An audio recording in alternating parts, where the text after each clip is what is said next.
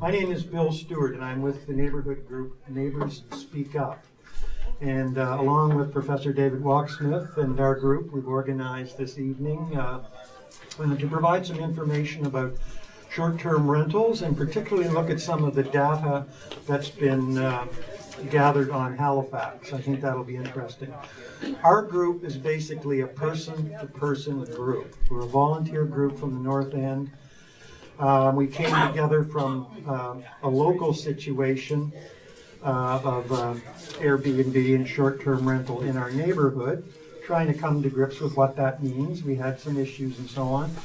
And as we looked around, we saw there were some other folks in our neighborhood and neighboring streets, and then eventually around the city and beyond that. So we felt we wanted to approach it from a larger perspective, essentially. So we set up a website. We formed a neighborhood committee and began to reach out to people. And one of the important aspects of our work, of course, is that we get a lot of information from people who live in residential areas in the city, in apartments, in condominiums, and so on, as well as from outside of the city, in smaller towns and rural parts of our province. And we also heard from people who also operate tourist accommodation, both small and large. So we've had a lot of input. As I say, a lot of it's person to person. We've tried to share those stories with people, and particularly with the provincial and the HRM Council, because it really will be up to them to put some regulatory framework around the whole area of short-term rentals, no matter what perspective you take on it. As we have worked through the process and looked at the information we had, in many cases, of course, we're asked about, well, what's the data? Can you tell us what the intensity of the problem is and where those issues are and so on? It's a struggle. Some cases we've had to borrow information that was relatively current, some less so. One of the points of research for us was Professor David Wachsmuth's work. And some time ago, we actually reached out to David and in hopes that he might be able to come down and visit and share his information with our group, as well as with others who might be interested. And we were happy to learn sometime after that he actually was working on a report on Halifax, which was, of course, very exciting for us because we wanted some information in this whole area. So I hope you're going to enjoy the evening. I think you're going to find it informative. The way we'd like to proceed is that my colleague and neighbor Sharon Batt will be introducing David. We'll then have the presentation, which will be approximately 45 minutes, and then followed by a question and answer session, and perhaps a half an hour or so. Our time limit mainly is the time that we have the room tonight. So we really need to kind of finish things up by 8:30 here. So that's going to kind of govern how we proceed. Anyone who wants to record the event tonight, by all means, go ahead. We'll actually, we're trying to do a video of the presentation tonight. So I think that's about it. Sharon?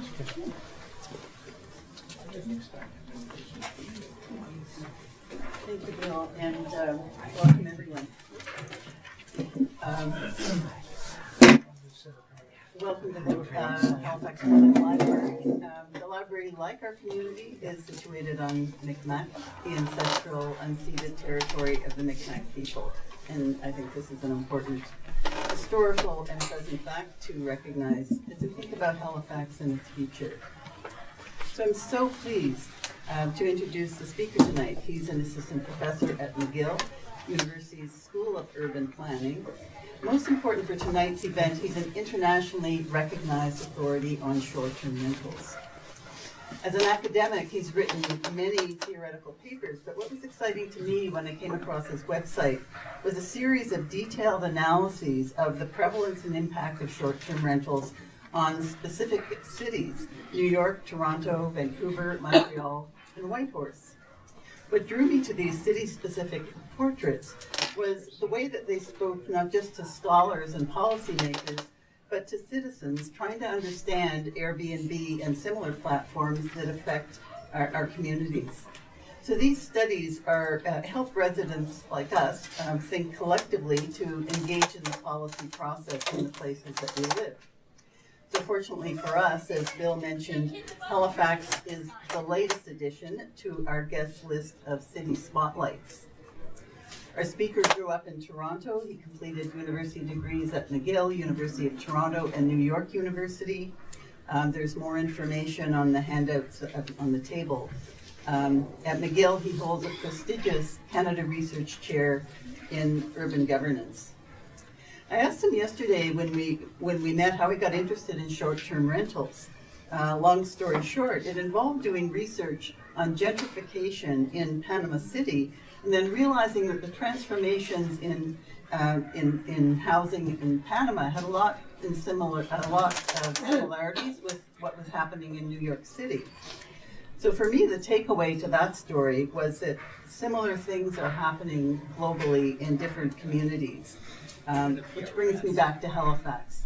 This is our guest's first visit to Halifax, so please join me in welcoming him to Halifax.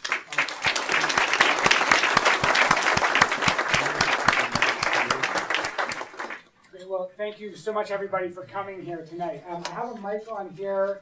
I'm not sure. I think it's on, but regardless, my practice is to speak very loudly. So I hope that won't be an issue. My practice also is to speak fairly quickly because I have a lot I want to talk to you about tonight. I'm very excited to be here. So first of all, I want to say thank you to Neighbors Speak Up for inviting me to Halifax and honestly for launching this project because as Sharon explained, my research team has been investigating the impacts of short-term rentals in cities all around the world, and we've been increasingly motivated to take very deep dives into individual communities after having done a lot of kind of large-scale comparative work. And the easiest way for us to make a decision about where we want to spend some of our time and energy is places where there are folks who are concerned about the issues and are looking to get a kind of empirical basis to have a political conversation. So thanks so much for having me. I also want to just say how excited I am to be here at the Halifax Central Library. One of my other lines of research is about the importance of public libraries to cities and to urban public space. And you've got one of the really great specimens of that here. And I've actually spent a lot of the day here and couldn't be more thrilled to be rounding out the evening. So what I'm going to do is give you a couple of very quick words of introduction, and then I'm going to launch right in. And actually, maybe before I go on to the next slide, I should say that the title for the talk is Short-Term Rentals in Halifax, Politics and Policy. And I've got a colon up there, but really it should probably be a comma, because what I want to do is talk about three things.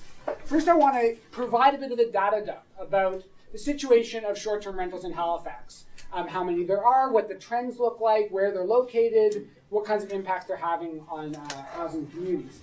I then want to talk a little more broadly about some of the political questions, which arise, I think, here in Halifax, but in fact, in slightly different ways in communities all around the country and all around the world. And then I'm going to wrap up by trying to lay out some thoughts about what a productive way to think about the policy of short-term rentals would be, particularly what steps we ought to be taking if we want to regulate short-term rentals in the public interest. So at McGill University, I direct the Urban Politics and Governance Research Group, which is a team of researchers trying to understand, trying to investigate pressing urban governance challenges. And particularly, we're interested in challenges that kind of spill out of individual cities' boundaries.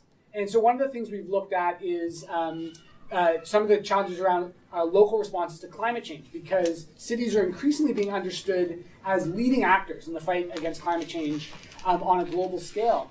But one of the other places that we've been spending a lot of our efforts has been understanding the relationship between forces of globalization and very local housing markets.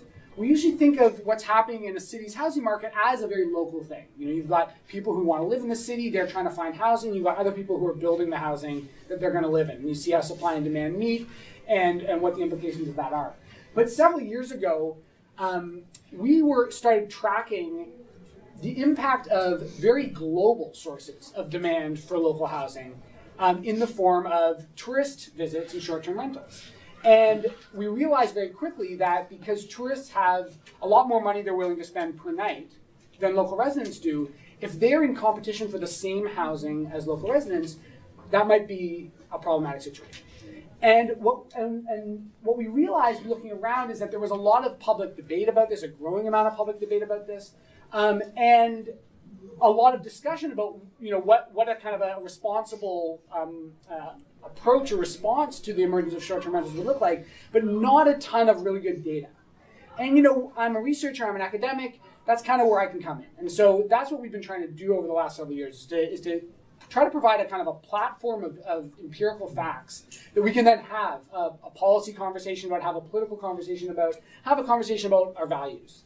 So that's what we're going to do tonight. And the motivation specifically is that as of Tuesday morning, we've launched the latest of our series of reports on short-term rentals in Halifax, which is available to download right now if you want to. It's got a lot of really cool maps and graphs, which I'm going to show you tonight, and a lot more detail besides. So the kind of the empirical material I'm going to be discussing today is coming from this report.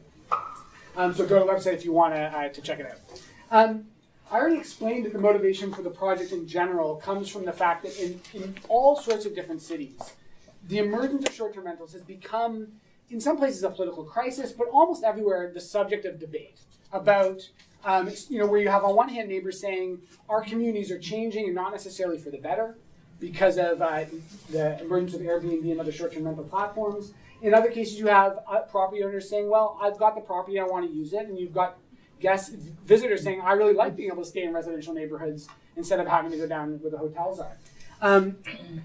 And the research project that we have launched on the basis of this is looking at three things. And these are the three things I'm going to talk about tonight in the Halifax case. So the first of all one is just straight up, what have the housing market impacts been of the emergence of short-term rental platforms? So what impacts have short-term rentals had on housing availability, affordability, and then also quality of life in cities around the world? The second thing we look at are some of the social dynamics which go along with that. So try to understand how the arrival of all sorts of tourists in neighborhoods which maybe hadn't previously hosted them, how that changes those neighborhoods, how it changes living in a condo when you used to have 7 neighbors and now you've got a new set of neighbors every week maybe. And to try to kind of understand, and then also the fact that we have so many more people now are landlords, at least in their spare time, because of the existence of short-term rentals. And then lastly, we're going to talk about policy options. So, I'm a professor in urban planning. We're really policy focused, and I want to make sure we understand what are good options for governments who are looking to regulate short-term rentals. So before I get into all that good stuff, I want to tell you a little bit. Can't see. These next couple slides are probably going to be totally unreadable based on this color choice. I want to talk a little bit about the methodology. Now, if this were an academic talk, this is going to be half the talk. But it's a different crowd, so I'm going to do this very briefly. But I want to give you at least a teaser for why you should trust anything I'm going to say for the next 30 minutes. So first of all, so we have data about every single Airbnb, HomeAway, and VRBO property in the entire world, and what they've been doing every single day since 2015. So that's 15 billion data points, which is, I'm sure you can imagine how big the spreadsheets on my computer are. Because also we get 50 million more every single day. We also have every guest review that anyone has ever left about an Airbnb, about anybody else. It's a huge amount of data, and we've basically spent a lot, you picture Scrooge McDuck swimming through a sea of coins. That's been us with these spreadsheets. We're just kind of swimming through all this data and trying to make sense of it.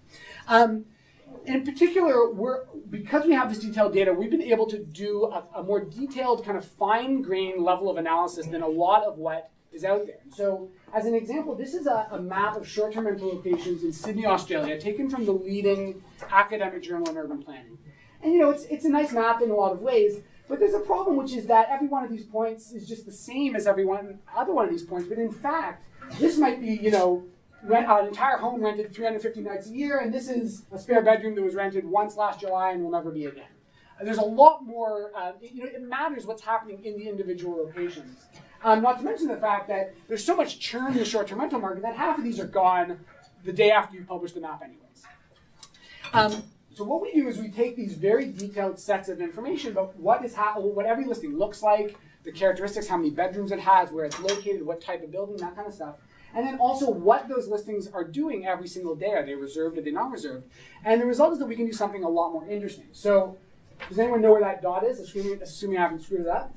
Here. That's right here, right? Exactly. Okay. So so we've got a 1 kilometer radius of street the street grid around our location right now.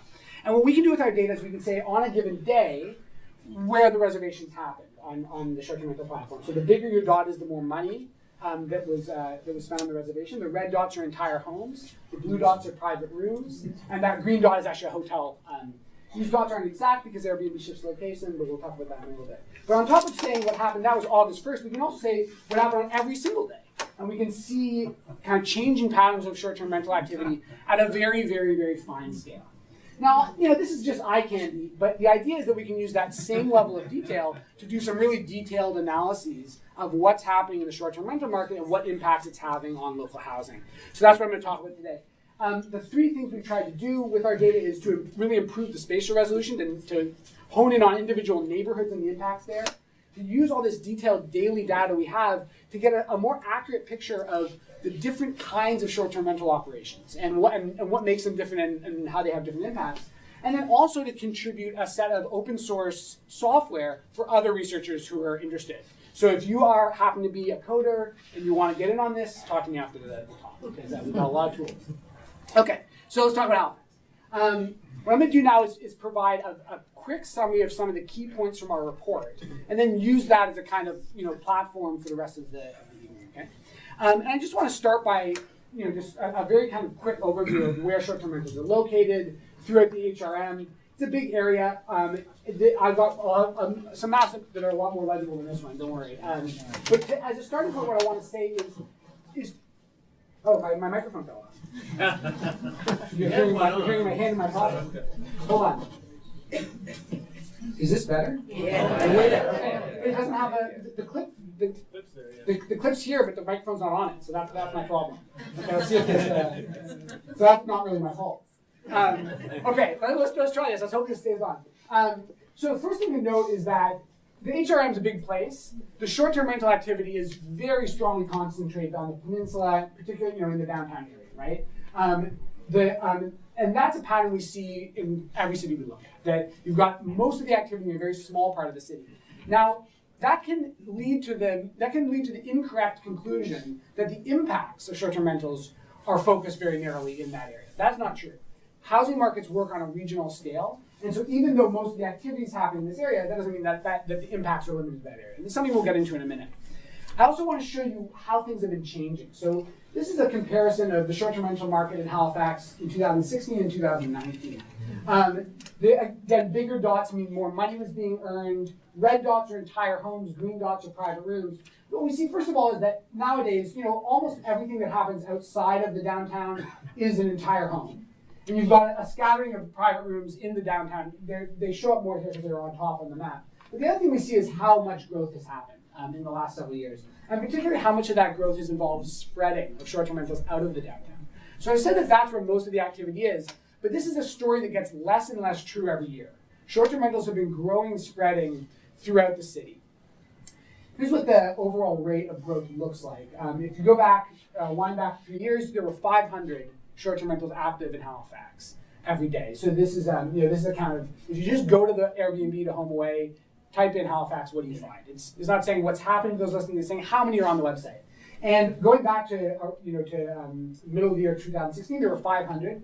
As of August 31st, which is the day we cut off for the study, there were 2,420. And actually, there were more than that. There were 2,420 which were located in somebody's house. Okay, so we also have another 100 or so which are, maybe it's an RV, maybe it's actually a hotel using Airbnb as a platform. We get rid of all those because we want to talk about the impacts of short-term rentals on housing. So all the numbers I'm going to be presenting are for short-term rental listings which are actually located in a home or could otherwise be a home. So no B&Bs, none of that. Here's how the picture looks if you zoom out to the whole province. So I'm going to be focusing on Halifax, but I want to give a little bit of broader context. And what we're seeing here on the map is the number of active short-term rentals expressed as a percentage of the total number of dwelling units. So the more red you are, the larger percentage of all of the housing in that area is on Airbnb or HomeAway. And the big takeaway here is that there are really 3 zones of strong short-term rental activity in the province. So, I mean, Cape Breton Island obviously pops here as a major tourist destination with not a lot of population. So you've got a ton of activity up there proportionally. And the other 2 are Halifax itself, in particular the peninsula here, and then the South Shore, down to Lunenburg. And actually, as it turns out, on a per capita basis, Lunenburg has the most short-term rentals of any city in Atlantic Canada. It kind of edges out, it's not really a fair comparison though, because the HRM is so big, right? So you've got all this, the outlying area with not very much activity, kind of watering down your numbers here. So I don't know, it's not necessarily a good thing to be winning this race. But basically, the South Shore, Halifax, and Cape Breton are kind of the 3 pockets of activity, whereas the rest of the province, not so much happening. If we narrow in now on what these listings look like, what's actually, what kinds of activities are they hosting? First thing to note is that overwhelmingly, short-term rentals in Halifax are entire homes, okay? You can list an entire home, a private room, or even a shared room where you've got, a kind of 4 beds, a bunk bed kind of situation. And also hotels can list hotel rooms. But as it turns out in Halifax, 3/4 of all the listings which are active on any given day are for the entire home. And those generate 90% of all the revenue. Now, part of that's because they charge more money, right? But it's also because that's just where the action is. So it's a very reasonable approximation to say the short-term rental market in Halifax is entire homes. Okay, but on top of that, we can also look at how it breaks down by the size of the unit. And particularly here, what we're interested in is how many of the homes that are being rented on short-term rental platforms are family appropriate? Are the kinds of houses, homes that could be housing a whole family? If you think about that as 2 bedrooms or more, what you see is that more than 60% of the entire home short-term rentals in Halifax are in units that have 2 or more bedrooms, so they're suitable for families. These numbers are, I would say, quite atypical for Canada. It's much more common, particularly in the biggest cities, to see a lot of the short-term rental market in studio and 1-bedroom apartments, in condos. In Halifax, you've got actually most of the short-term rental stock is in bigger homes that are actually very suitable for larger families, although those aren't necessarily moving here anymore. One thing that we're interested in when we're trying to understand patterns of activity is who the hosts are, right? Because what I've been talking about so far is if you look listing by listing, but some people who operate short-term rentals have 1 spare bedroom that they rent from time to time, and some people have 100 whole apartments that they're renting nonstop, right? So there are different ways we can slice this up. But one way we can do it is we can look at who earns the money on short-term rental platforms. Now, hosts in Halifax earned more than $30 million last year, so it's a lot of money is flowing through these platforms. But as it turns out, that money's flowing into a very small number of pockets. Just 5% of the slightly under 1,980 hosts in Halifax, just 5% of them earned more than 40% of all the money on the platform last year. Whereas the other, and just 10% earned a very strong majority of all the money. In other words, you've got a very large set of people who've got a spare bedroom that they rent once in a while. Or they go out of town for the weekend and they rent their place while they're gone. That's called home sharing, right? There are lots of those folks. But they're an increasingly small part of the short-term rental market in Halifax. Instead, most of the activity is being generated and most of the money is being earned by a very small number of folks who, in many cases, operate multiple listings and they operate them throughout the year. And not only is this true right now, but it's also true that this is a trend that has been increasing very steadily. So what we're looking at here is the share of the total number of listings and the share of all the revenue generated by commercial operators. And we're using a very conservative definition of commercial operators here. We're saying any host that operates more than 1 entire home listing. So they can't possibly be living in both of them, right? Unless there's some kind of very complex family arrangement. And we also look at hosts who have a whole bunch of private room listings, 3 or more. It could be that they got a 4-bedroom house and they live in 1 bedroom. That's not a very common arrangement. So if you look at the hosts who have 2 or more entire homes or 3 or more private rooms and see how much of the market they account for, and then also trust that they're all telling the truth and they're not splitting up their listings between multiple accounts, which actually turns out to be pretty common. So in other words, these are the lowest possible estimates of this issue. What we see is that right now, more than 40% of all the listings and a majority of all the revenue in Halifax is being generated by these commercial operators who have multiple listings. And on top of that, look, I want to just draw attention to how much this has changed over time. If you go back to the end of the middle of 2016, that number is more like 20%. In other words, the share of short-term rental listings in Halifax, which are commercial operations, by this conservative count, has doubled in the last couple of years. It's also worth saying that this is not a trend line that looks like it's flattening out particularly. In other words, if the market just evolves on its own, what we are going to expect to see is an increasingly large share of the market operated by an increasingly small set of folks. And I'm going to come back in a little while to what the implications of that story are in terms of thinking about the balance between home sharing and commercial short-term rentals. So I've got some more numbers and some maps that I'm going to show, but I'm going to kind of weave them in a little bit because I want to get into some of the kind of what I think of as the big themes of the relationship between short-term rentals and cities. And I want to start by talking a little bit about the housing impacts. Okay? The question here really is, how do short-term rentals interact with housing availability and affordability? And it's a tough question to answer really, to like 5 decimal places because of data questions, but it's not a very tough question to answer in the aggregate. And so what I want to start with is the basic story. The basic story, which I wrote it out, so we can all read it together, is that most short-term rentals are operating out of housing, right? So again, in Halifax, you've got about 2,580, I believe, total short-term rentals on a given day, and 2,420 of those are in housing. So we kind of leave aside the ones that are just B&Bs or hotels. So most short-term rentals are operating out of housing, and if they're full-time, then they're taking housing off the market, right? Either because there used to be somebody living there, or because there could be somebody living there. A new condo that gets built and it turns into a short-term rental instead of an owner-occupied or renter-occupied condo. Maybe there was no one living there before, but that could be somebody's home. So that's one half of the story. And then if the short-term rental is part-time, you've still got somebody living in that house, but you're actually still increasing housing prices and rents to a lesser extent because they're increasing the economic value of the housing. And the idea here is, if you think about it, if you're on the housing market looking to buy a home and there's a home that comes up that has a basement suite, or say kind of one more bedroom than you need, you may not be interested in operating that as a short-term rental, but somebody will be. And so when you're competing, bidding on that house, you're bidding against other people who can factor in the income from the short-term rental. So what it means is that in general, the existence of short-term rentals drives up housing prices and drives up rents. And that's true even about the part-time stuff, although most of the stronger impacts come from the full-time housing. I also want to point out that there is an exception if the housing isn't really housing, right? So a bed and breakfast that's been operated in the same location for 50 years, that's not going back to the long-term housing market. We do our best to exclude those. And that would also be the case for long-time vacation rentals, which are not going to be super common within the city necessarily, but certainly elsewhere in the province, you're going to see more of that activity. Now, one of the things to think through the housing impacts of short-term rentals is to think about who the winners and losers are, right? Because we've got some of each. And it's pretty clear what that story looks like.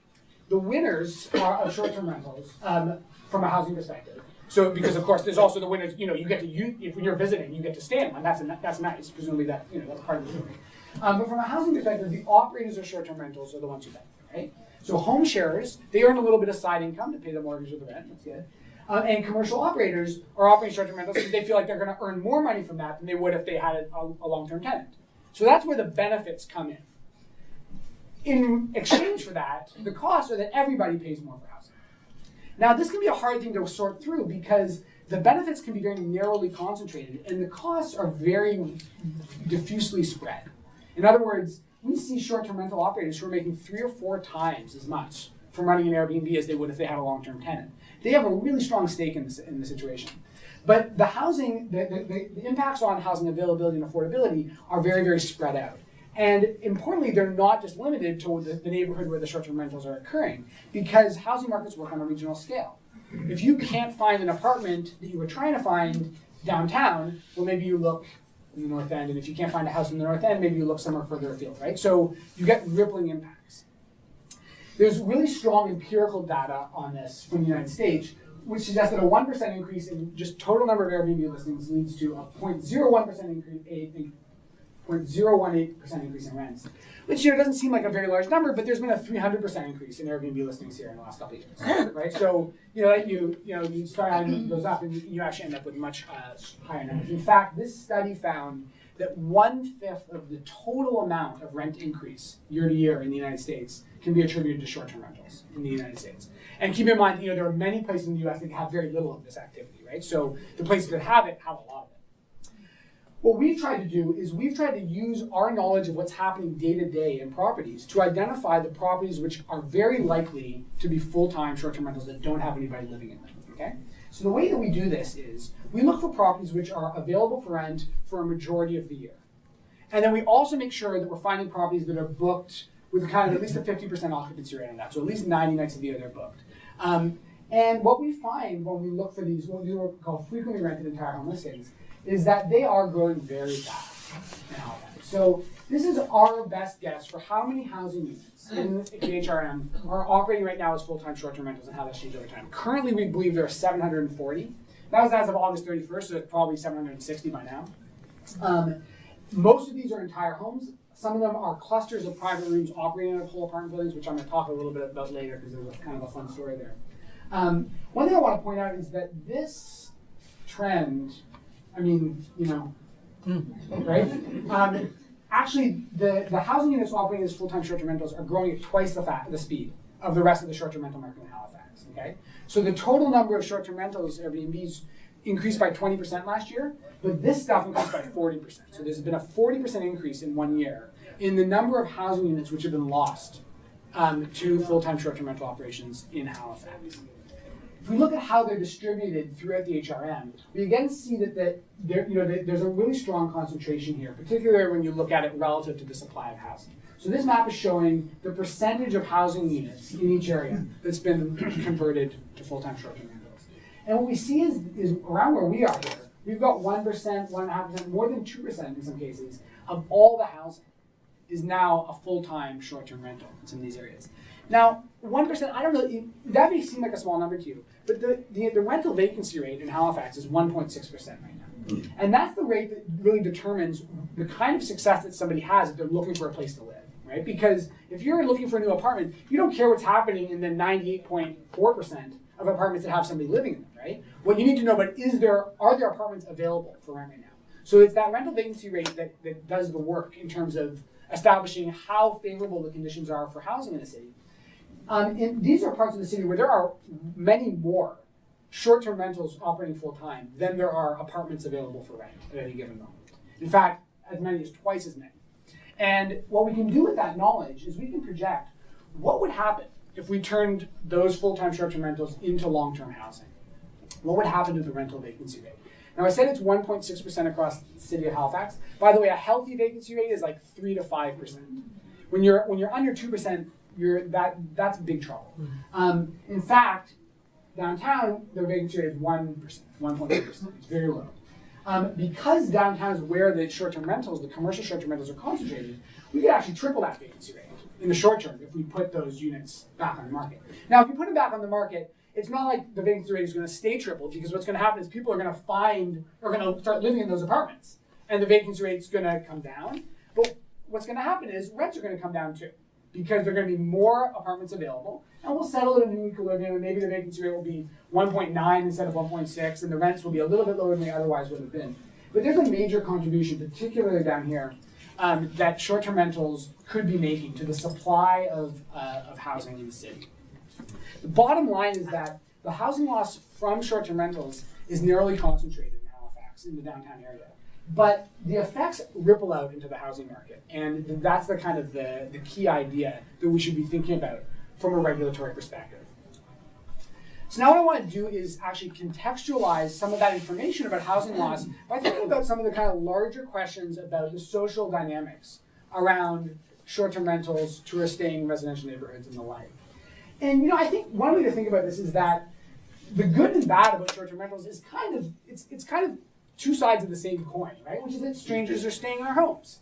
And that can be a really nice thing, certainly for the visitor, but also potentially for the community, but it has its problems. And the questions about how the positives and the negatives there are balanced. So on the one hand, as a tourist, it's really fun to stay in the part of the city that you wouldn't have otherwise been able to stay in because there aren't hotels there. You get new kinds of social encounters. But it means from the residents' perspective, you've got a much more kind of transient population passing through, which can undermine kind of feelings in the neighborhood. On the one hand, as a traveler, it's more convenient for families. I've got 2 little kids, and let me tell you, we squish not very politely into a small hotel room these days.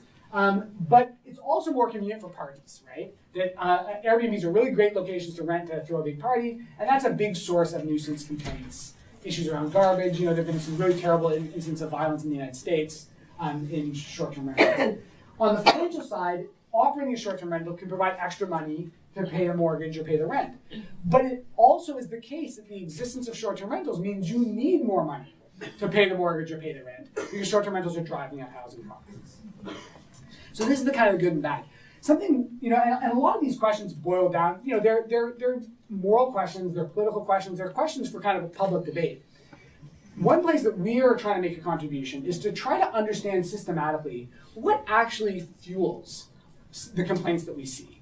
And particularly what we've been trying to answer with some research that hasn't been published yet, but I'm going to give you the sneak preview, is what predicts positive or negative sentiment within a neighborhood towards short-term rentals.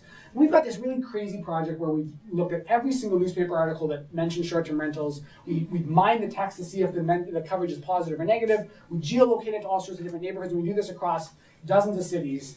It's been quite a slog, I will tell you. But what we have been able to come up with is a pretty strong account of when neighborhoods are positively inclined towards short-term rentals and when they're negatively inclined.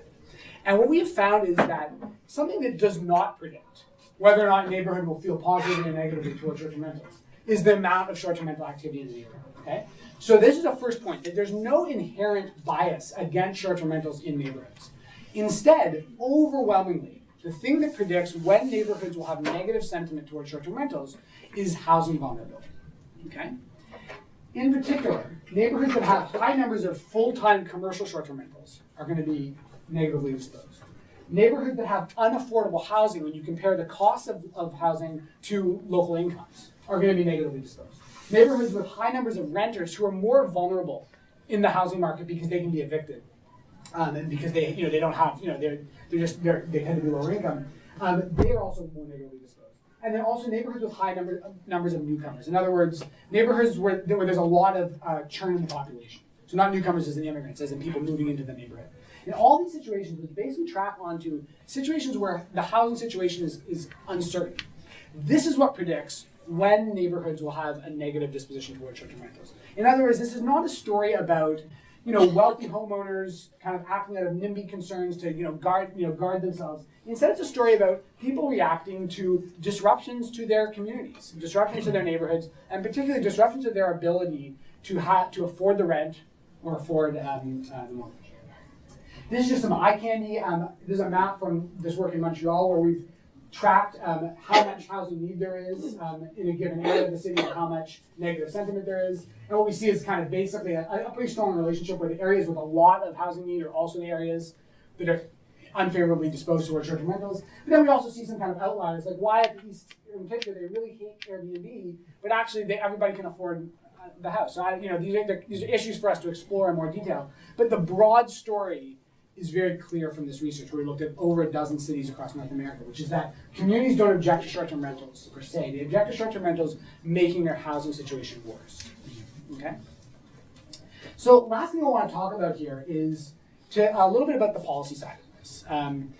Because increasingly a lot of my time is spent having these kinds of conversations. Because I think that there was a period of time when we weren't sure what was happening with short-term rentals. They were growing, but we didn't really know if they were going to be an issue that needed regulating. And I think now it's pretty clear that they do.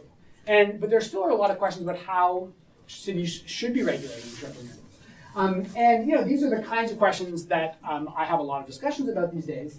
And in response to almost all of them, I will always pose a question of my own, which is the question of the data. Where is it? And I want to give you an example of how this works and kind of talk to you about why this is going to be the key thing about how we're going to regulate short-term rentals here in Halifax. So this is an Airbnb listing in New York City, where I lived for a long time. I guess I was in London when I took this screenshot. So it says entire flat. It's an entire home apartment, right? Steps away from Central Park, very nice. Now, as it turns out, all entire home Airbnbs are illegal in New York City.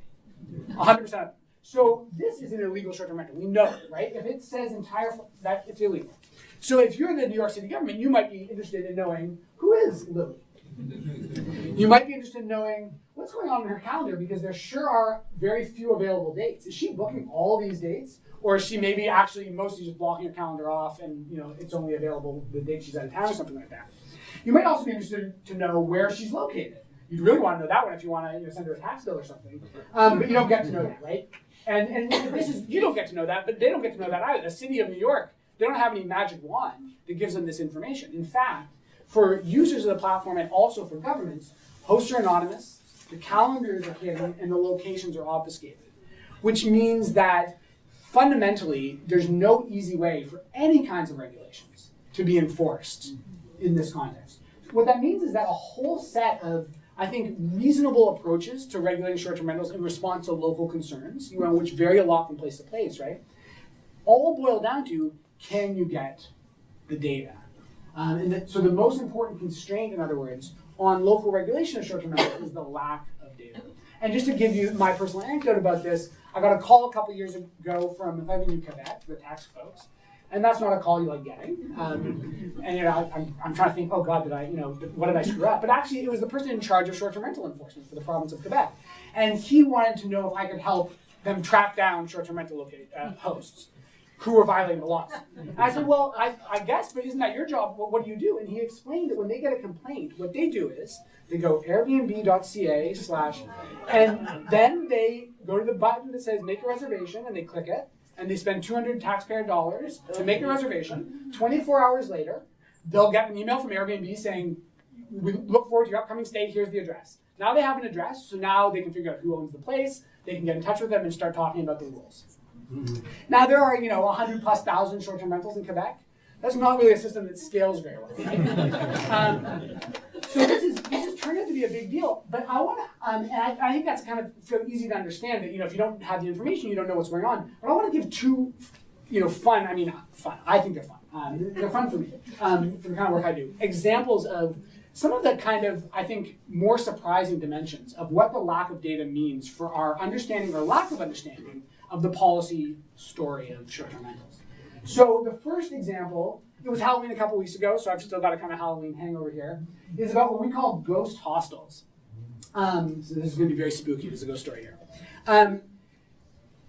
The idea here is that a lot of efforts to regulate short-term rentals are focused on the entire home listings, because I think it's pretty clear, first of all, that's most of them, right? But also that it's kind of obvious that a full-time entire home listing has got to be taking housing away from somebody, right? It's not, nobody's living there. By contrast, the private room listings, which are not super common here in Halifax, but they're more common in different places, have mostly kind of slid under the radar as not a big concern. So what I want to show you is 6 really nice private room listings in Williamsburg in New York, all very tasteful places that you can stay. Now I want to show you the 6 living rooms of these 6 nice private room listings. Yeah, amazing. Wow. In fact, this is an example of what we call a ghost hostel, which is a cluster of private room listings operated with one apartment.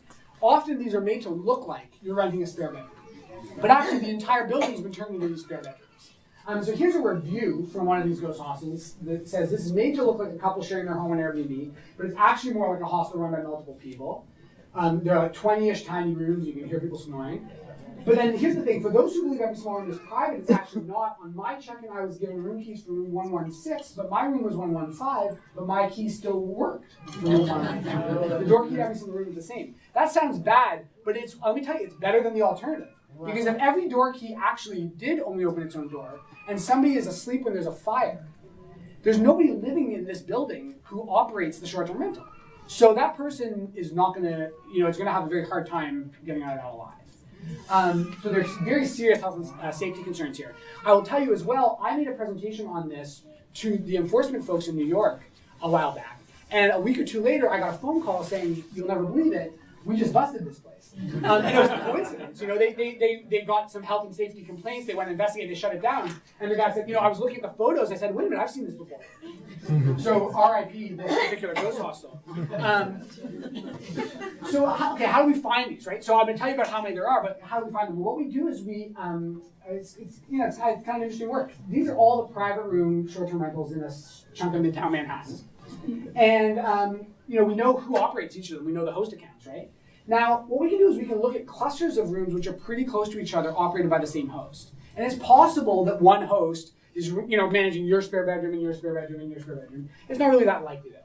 What's much more likely is that the fact that Airbnb shifts the locations of listings to protect privacy means that they're actually all located in the same building, and Airbnb has just shifted the points.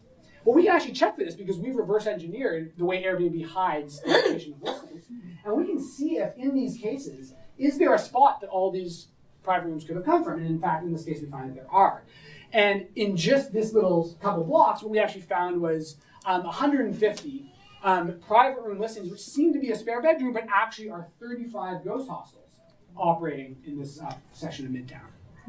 We looked at this in 9 cities initially across the world, and made some cool maps and made some cool tables, which I won't bore you with. But I will tell you that in general, we found a pattern where cities with more housing affordability problems had more of these ghost hostels. So Singapore is kind of in a world of its own, but broadly speaking, we had 4 cases of very expensive cities, which all had higher and rising proportions of their private room short-term rental markets in ghost hostels. And then a set of cities which are, relatively speaking, much more affordable, and they didn't have so much of this activity, which was a kind of an interesting thing. We also found, and download the paper if you want to make it through this table, but that in general, ghost hostels are located further out from the city center and from the tourism areas, and they charge less per night. So in other words, these are a budget-conscious option, right? If you don't mind staying a bit further out, you want to pay a little bit less, but they actually earn more money. Because if you take one entire apartment that you could rent for $100 a night and split into 3 rooms for $50 a night, you're making more money, right? This doesn't work in every case, but this is basically the pattern that we found. And by the way, you've got 197 private room listings here in Halifax that are active today, which actually are 48 ghost hostels. Okay, so these are the locations of 48 of these buildings, which seem like they are about 200 spare bedrooms, and they're not. So that's anecdote number 1. Just to stress the point here, as far as I'm aware, nobody knew about any of this, right? And so we got a tip about this in New York, and we looked into it, and we found that this is common throughout the world, actually. But for the most part, regulators just haven't, for good reason, they just haven't known that this is a part of the short-term rental market they need to be thinking about. And a part, by the way, that has really rampant health and safety issues in particular, right? I want to tell you one other very quick story, and then I'll be done, which is asking the question of if we actually know what we think we know about regulations working or not working. And I'm thinking here about San Francisco, which was one of the first cities to really crack down in a visible way on short-term rentals. They were motivated by really serious housing affordability problems there. And so what they wanted to do is they wanted to restrict commercial operators and get that housing back on the market. The way they did that was mandatory registration, which I think is in general a good idea. And the result of this was widely described as about half of the short-term rentals vanished. Half the Airbnbs vanished in San Francisco. And that's true. I mean, if we look at it from our numbers, we found that the active daily listings dropped by 42% in San Francisco. So that seems like a big victory. But the thing about this is that this is purely going off of how many listings are active on the website on a given day, which doesn't tell you very much about what's happening in the listings that are active, right?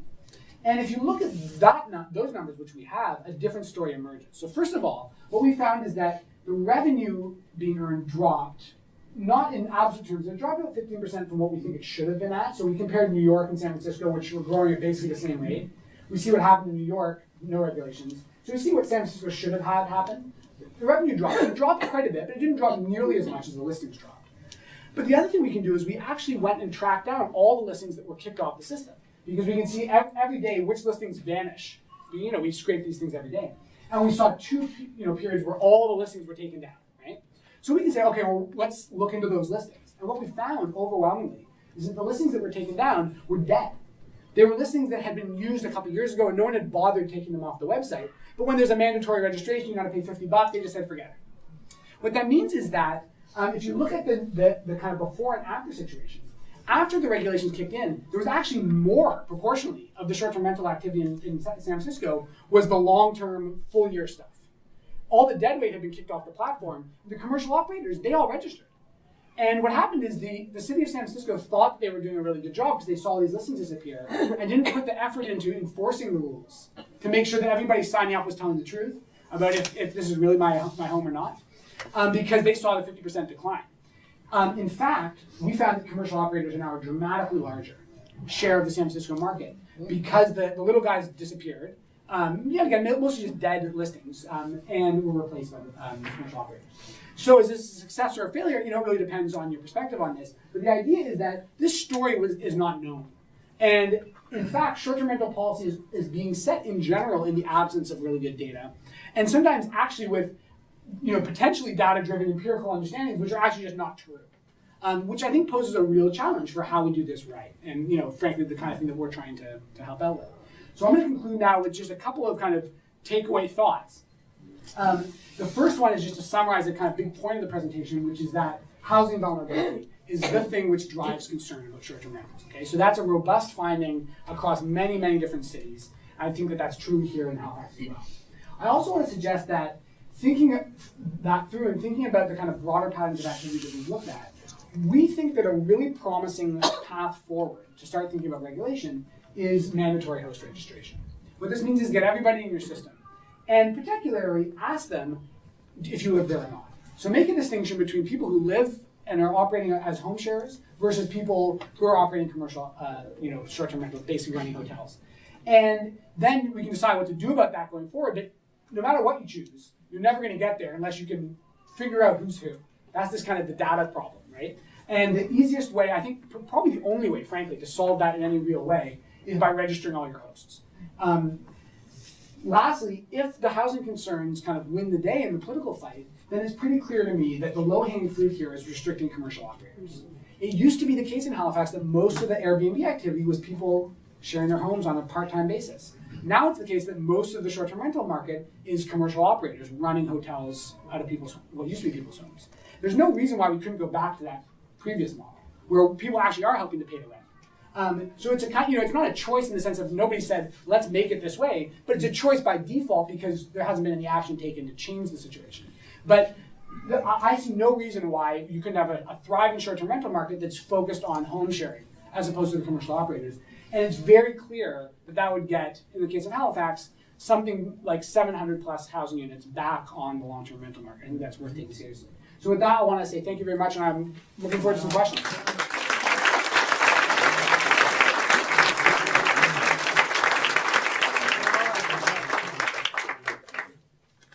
Right now in this province, there hasn't been an affordable housing program for 50 years. Yeah. 50 years. You've taken you're taking it away from the little guy. He can't afford a house anymore. Okay? That's why basically what you're doing, you're putting everybody into apartments. Now isn't that wonderful? That's great. But people have to live, and they have to be able to live, and they can't live, they're paying $1,500, $1,700 a month. They could own their own home if the government would get off their rear end and do something about it. Now they gave me a deal here, I got a deal from CMHC, they sent me their new housing project. The date was, the example they gave me was a $400,000 house. 5% down, that's $20,000, and they were going to invest in this $10,000 program they're talking about.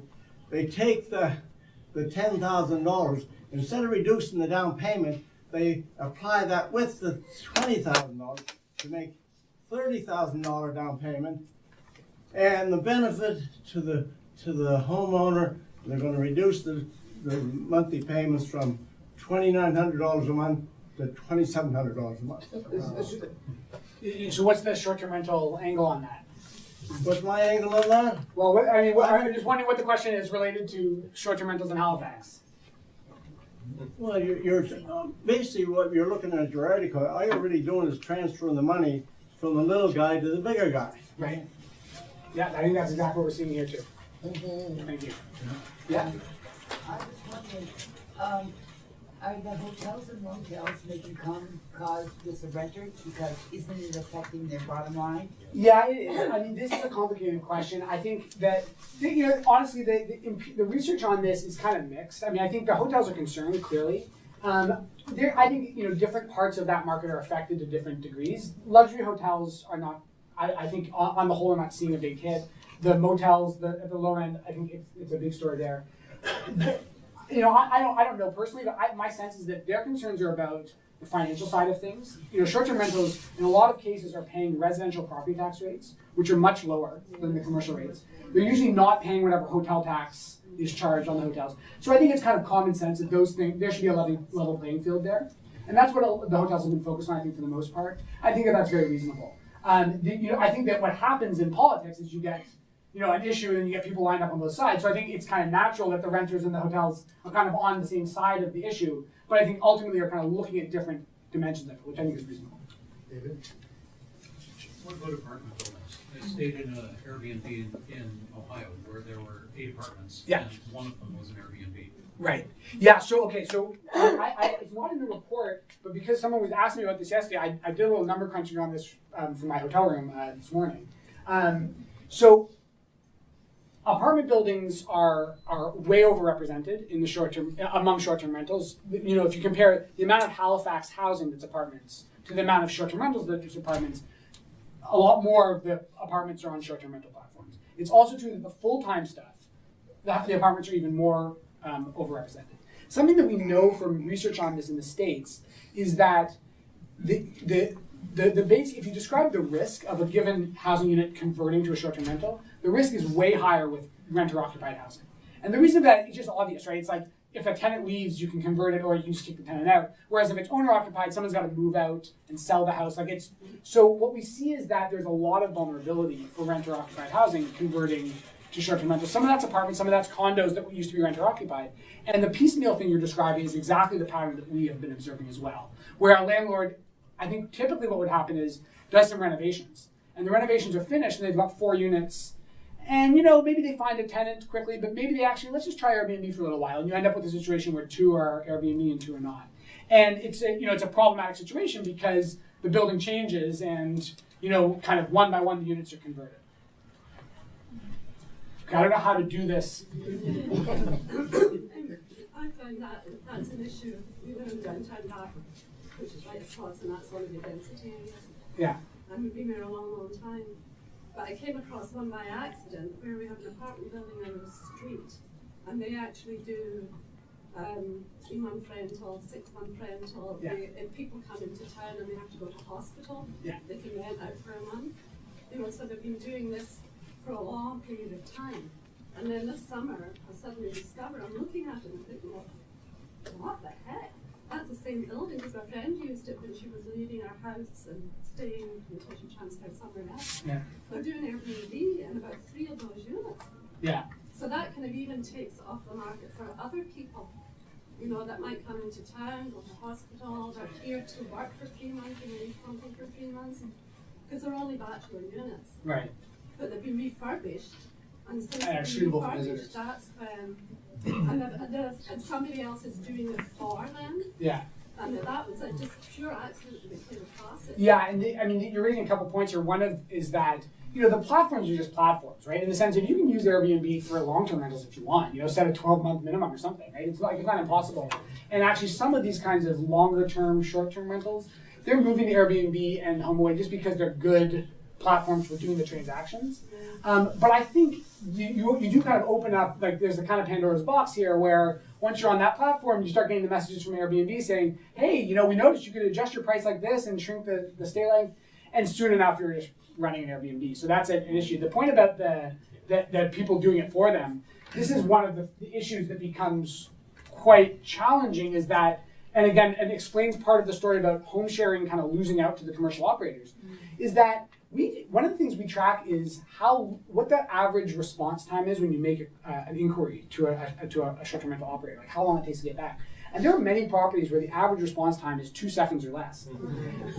I'm on my phone a lot, but I'm not on my phone that much, right? What's happening is that they've got services that have bots that will do the response, and then of course they've also got services that will do the key management and the cleaning and all that kind of stuff. which means that they have the logic of, like in economic terms, where they are really motivated to achieve large scale. Where they have all these costs which don't increase as quickly as their ability to make money if they can book, okay, we did 200 nights last year, let's get 300 this year, let's get 360 next year, you know? So the presence of these intermediaries, these other firms, really is part of the story of why commercial operators are taking over, because they can just operate more efficiently, they're willing to cut prices to get that extra booking. But then the home share says, well, you know what, I used to be able to rent my room for 60, now it's 30, it's not worth my time. So again, it explains part of why if we had fewer of those commercial operators, we'd see more of the home sharing, which is certainly a lot, the impacts are not so bad. Yeah. You said one of the major stumbling blocks for cities regulating Airbnbs is access to data. Yeah. And it seems like Airbnb should probably have a lot of data on their listings. Obviously, they don't want to share that with cities because they don't want to be regulated. They want to make more money. What tools are in cities' toolboxes to actually obtain that data? Are they able to do that? Here's the toolbox, and it's totally empty.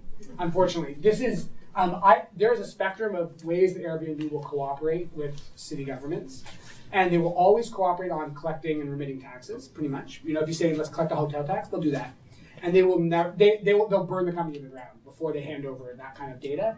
They've been in court in a number of jurisdictions in the U.S. right now, fighting municipal attempts to get data, and they're settling where they absolutely have to. But it's a kicking and screaming in that situation. I think that, and a lot of my thinking about good regulations for short-term rentals has been guided by watching those legal fights and realizing that cities need a plan that doesn't rely on getting that data or that cooperation from Airbnb, because they're not going to get it. You know, and they'll get some cooperation on some issues, but they'll never get that. So that's why, from my perspective, this mandatory host registration just kind of solves that problem. And I want to point out, by the way, that Vancouver is the city in Canada that's done the best job of that, with having registration. Everybody registers. It's working pretty well. It's not perfect, but it's working pretty well. But really, this is something for the provinces to be doing, because cities just don't have. They like. I no disrespect to the HRM. Like, I think you could do a registration system. It could work. But really, the province has the tools. They've got the control of the whole jurisdiction, so they can have one registration system. The cities can do what they want with the information. They have the tax records that make it a lot easier to establish the identities. So in my perfect world, we forget about the cooperation with Airbnb. I mean, take it where you can get it, but you're not going to get it. And instead, let's talk about registering all the hosts, letting the home sharers be sharing their homes, and focusing on the commercial operators for the housing impacts. Yeah. Hi, I live in Schmidtville, which is a wonderful old neighborhood about a block away from here. Yeah. And we recently got Heritage Conservation District designation, so we get to maintain it that way. The wonderful thing about Schmidtville is, beside the fact that the houses are very expensive, is that the median income in 2017 for Schmidtville was $25,500 a year.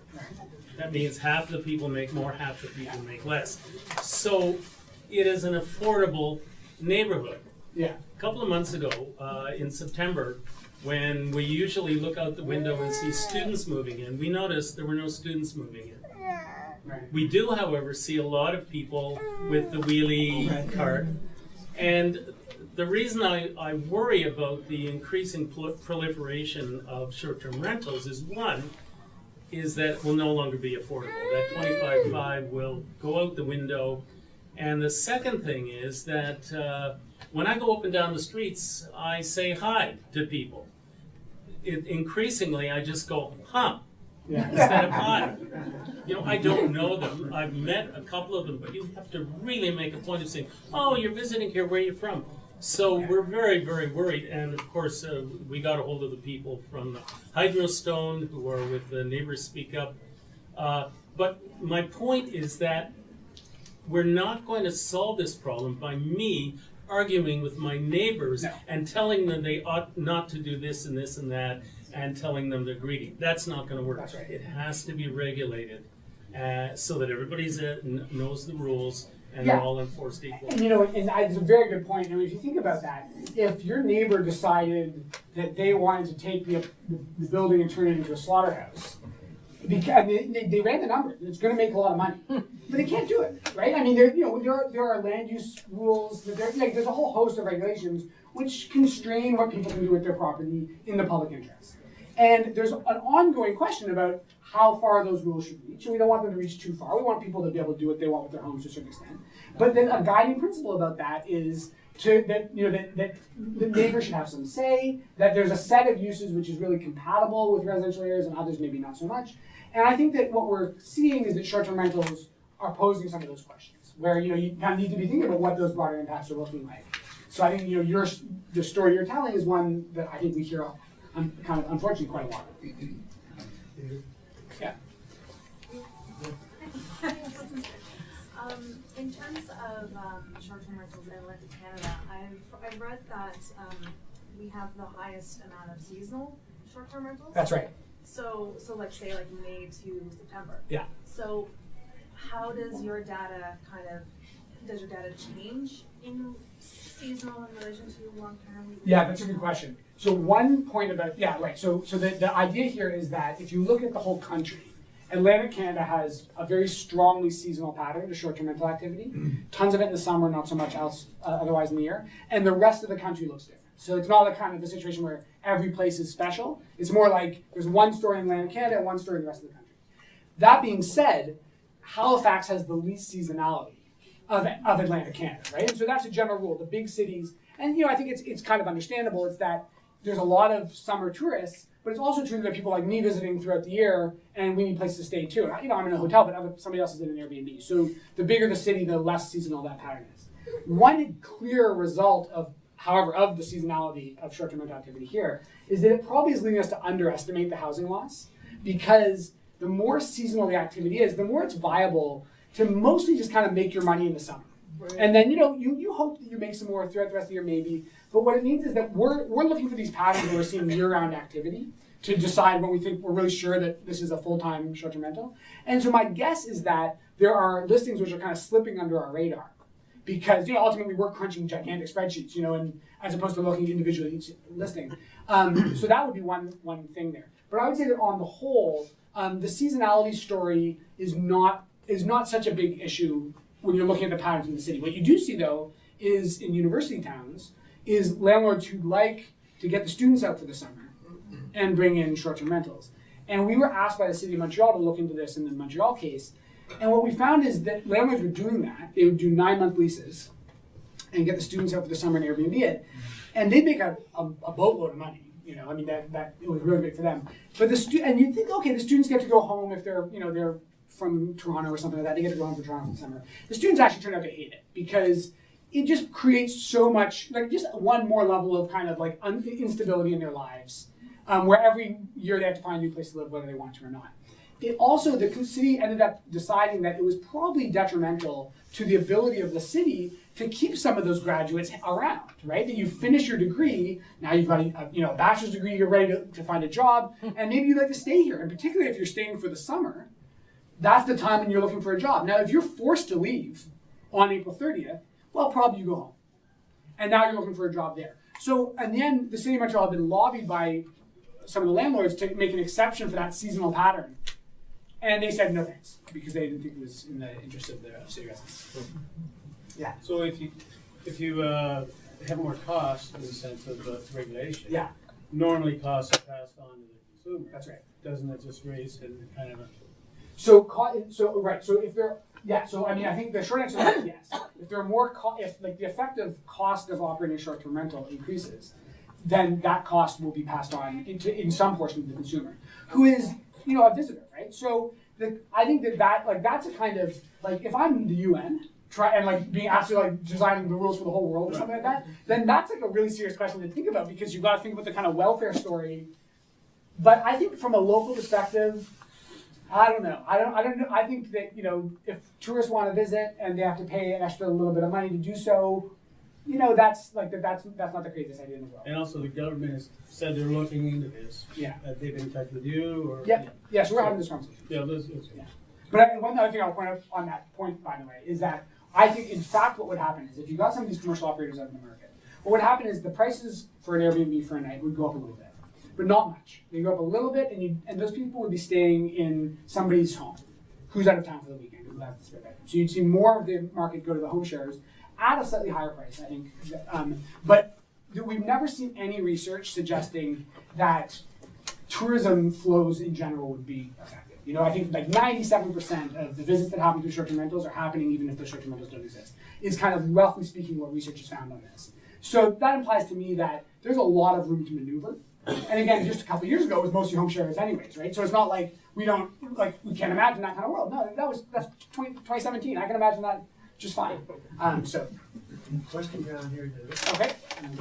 Yeah, I was looking at the $30 million number. Yeah.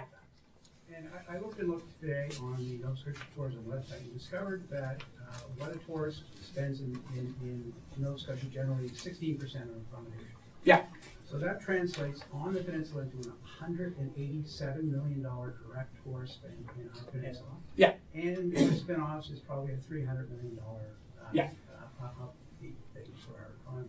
So I grew up here. I'm 60 years old now. When I graduated, probably 7/8 of my class moved to Toronto and Ottawa and Calgary. But now I'm starting to see the kids stay here. I like the impact on the economy. Yeah. I like the fact that the youth are getting jobs here. I like all the restaurants. This is the hottest I've ever seen this city. And the other thing about this thing is it's fun having people come from away and talk about our market. But Halifax is probably the oddest city in Canada. So there's about 70,000 people that live on the peninsula. There are 15,000 students. Yeah. 2/3 of which don't stay here for the summer. So there's a huge business opportunity if you just rent those student accommodations to tourists in the summer. Nobody loses. The economy gains. People get jobs.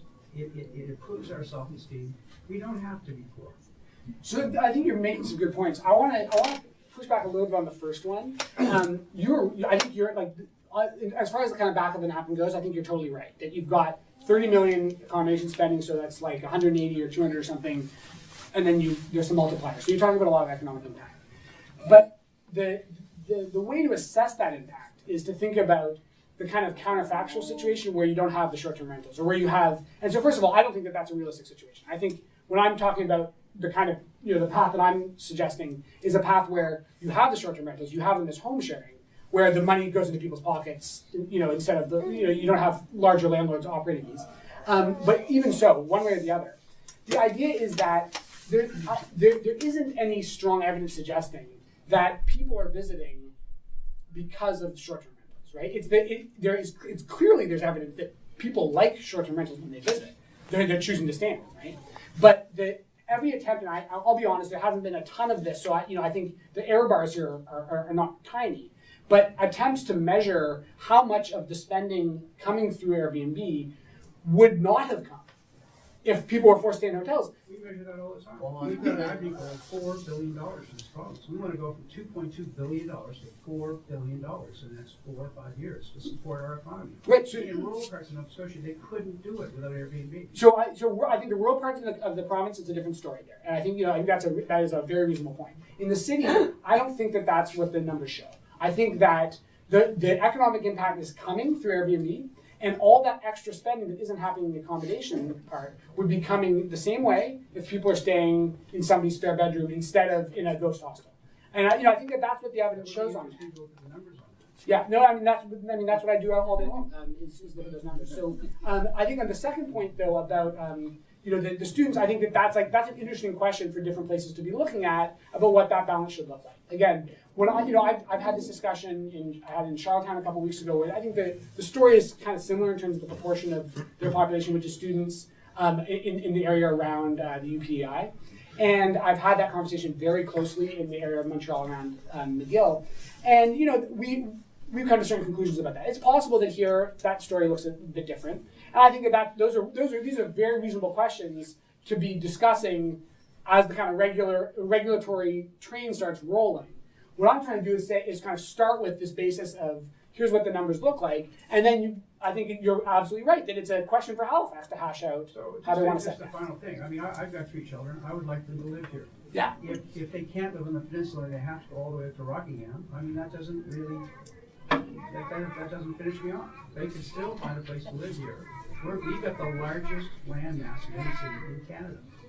We're You also have a vacancy rate, which implies that people are really struggling to find homes. If you've got a 1.6% vacancy rate, I mean, that means that it's hard to find housing. What's that in relation to the immigration, though? We have a really increased immigration as well. Yeah. Looking for the demand for those new homes. Right. Well, this is part of the. But We need these are that exactly. data as well. Yeah, and that data is out there. These are facts. What I would say is that when you look, if you want one number that says what's the story on people's access to housing, particularly on the affordable end, you look at the vacancy rate. If you've got a high vacancy rate, that means people who want to find an apartment have an easy time doing it. And if you've got a low vacancy rate, it's the opposite. So Halifax right now has a very low vacancy rate. That means that on the face of it, people are struggling to find housing. And there are lots of reasons why they're struggling to find housing. One of them is that there needs to be more housing. I mean, that's the big one, right? Yeah. And the need for more housing is that's going to be answered in the long term, I hope, by major investments from the federal government, from the provincial government, in building a lot more housing, as well as from the private sector, right? But that's a story for 5 years from now, basically, because that's it takes a long time to get that housing through the permitting process, through the development process. It's also true that right now you got 740 apartments in Halifax, which are hosting tourists. And they could be hosting local residents instead. So I consider that kind of low-hanging fruit there, as opposed to the longer-term story of we need more supply. But I think these are both part of the conversation, and that's exactly the kind of conversation we need to have, Frank. Yeah, I was on the CMHC website today and had a look at some of their data. And they really sort of put the focus on, Halifax has been under great pressure. A lot of people are coming to Halifax and wanting to live here. And that's where they see that's where the pressure is coming from. And they talk about, there's going to be 3,700 new, there's construction going on right now for 3,700 new units for Halifax this year. And it's increasing, and we can all see it, when we drive around the city. There's a lot going on. So, things will rebalance. And this sort of session wants to pin it all on STRs, but there's lots of factors. There are lots of factors. And it's I not want to fair be clear to just say it's this. No, exactly. And I want to be very clear. I'm not trying to say it's just this. What I'm trying to say is that so multiple things have been happening at the same time. And one of these things is that Halifax, like some other cities, is increasing a lot of, there's increasing incomer, demand for living here, right? And the thing is, that's a great thing, right? Cities thrive because they're growing, because there's lots of interest, there's lots of demand. These are all good things. It's problematic if the thing that is supposed to be the good news turns out to be not so good news because actually now nobody can find a place to live. Something else that's been happening at the same time is that short-term rentals are providing a really nice way to make money instead of renting to local residents. Normally what you'd expect when there is more demand for housing because people are coming and moving to the city is that you've got landlords saying, okay, great, well, here you go. Instead, as it turned coincidentally, basically, the same time as all these people are moving, you've got landlords being like, I make 3 times as much when it's an American visiting, so you can't blame them. That's what they're doing instead. These are both part of the same story about the difficulty with housing availability and affordability here. And I think you're going to be very disappointed if you expect that this is going to solve all those problems. But I also think that a lot of the solutions look like we need 5 years. We need a time for new supply to come online. And here we're just staring at hundreds and hundreds of homes, which are just there. So I think that these are both parts of that same story. There's a couple of things, and some of them are already answered in the questions before. But I was thinking about what kind of statistics that you actually collect on the consumer. And I'll give an example because in Halifax, there are so many people, even coming into Halifax from an hour away, that need accommodation, even just for the evening. Right. The hotels are totally not affordable. Like you can pay $200 and some and that they don't have it. Yeah. So now I'm noticing more and more people using the short-term rentals. Yeah. It was because not only can they come in and stay even just for a night, they can bring the whole family That's right. and stay in that accommodation that they can't do and cannot afford in the regular hotel. So that's one thing, is that, and also people on low incomes, I'm noticing, they have more options now for travel. Because before it was just hotels, now they can say, oh, I'll take my family away for the weekend or whatever to do that, so that's one thing. The other thing, it doesn't matter if you take these commercial businesses out of the picture or you don't. Those low income people, it's not about the house, because they can't afford the housing even when you do take it off the senior. So I think you're absolutely right. We need more affordable housing so that people actually have affordable places to live. Yeah, and I think the first part of what you're saying about like new options for people visiting, I totally agree. I think that's a great thing.